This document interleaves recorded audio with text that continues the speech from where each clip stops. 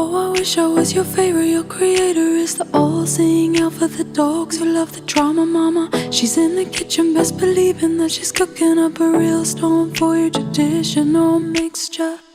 Everybody's got their own idea of right and wrong, with arms wide open.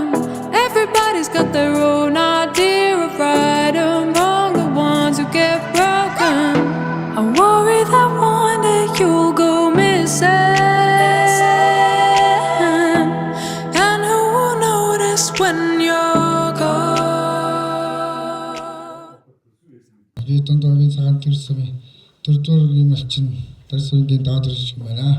Манай самд би Улаанбаатарт амьдарч ирсэн хүний хувьд байхгүй юу? Яг тэр жишгт хөгжиж чадваргүй л үгүй. За тэгвэл тэрнээс дунд зэрэгт байгаагүй л бас үгүй. За бүр дор байна уугүй л бас үгүй. Яг нэг дунд зэргийг бариад байгаад байна. Нэг бадгас дараагийн бадгас баймааргүй байхгүй юу?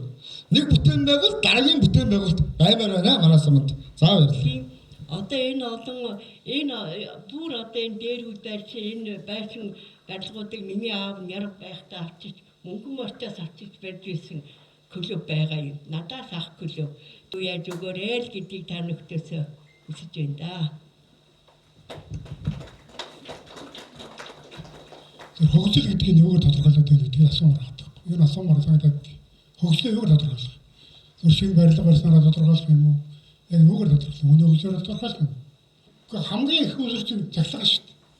Цахилгаантай биш нөө хандир шүү дээ. Цахилгаангүй бол юу ч бариад яах юм? Хэдэн таваагаар нь чинь хэрэглээ өсөж байгаа юм чинь хойд одоо соёлынтой барахтал их том хэрэглээ өсөж шүү дээ.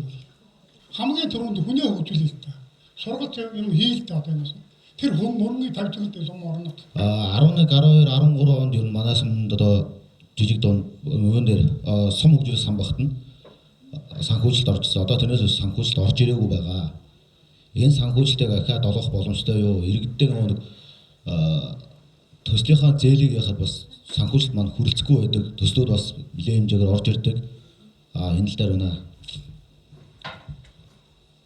Хоёрдугаар болохоор нойлон уржнангаас эхлээд би нойлон орсон байхгүй юу? Уржнангаас эхлээд юу болцсон? Хоршоо хөгжүүлэх сан болцсон байгаа. Нэг үгээр бол аж ахуйн нэгжийг дэмжнэ. Сум хөгжүүлэх сангийн иргэнд олгодог гэсэн зээл нэг хоршоо хөгжүүлэх болчихсон байна.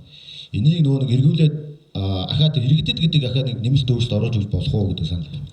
Бодит нэмэгдэл нь юу болчихвоо гэдэг Наранбаяр сайд маань бас худлал ярьчлаа л да бид нарт. Манайд одоо боловсон хүчингүүдийн 90 гаруй хувь нь гаднаас ирж байгаа залуу багш нар одоо ажиллаж байна. Энэ залуу багш нарыг одоо хөдөө орон нутагт ажиллахад нь одоо үнэхээр одоо боловсролын яамнаас ингээд дэмжсэн дэмжлэг одоо тийм ерөөсөй байдаггүй.